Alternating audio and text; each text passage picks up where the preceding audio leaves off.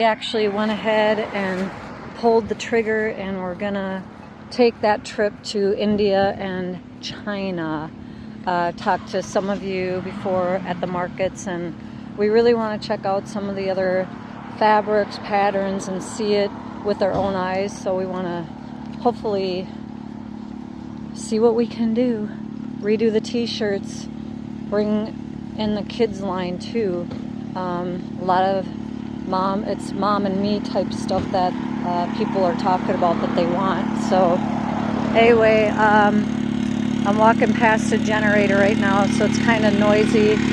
And but yeah, I just wanted to report some people are concerned, and they're like, you still are going to do that international travel with everything that's going on around the world. And you know, Buck and I, it's not like we're afraid or anything like that. We want to keep YOGAZ going, and thanks to all of you who showed up and helped us keep this small business going. We really appreciate it. But we are still going to go in June. That's our summer plans. But if something changes, you will definitely be the first to know. So we love you all. Thank you guys for being there to support us. And here we go. Adios.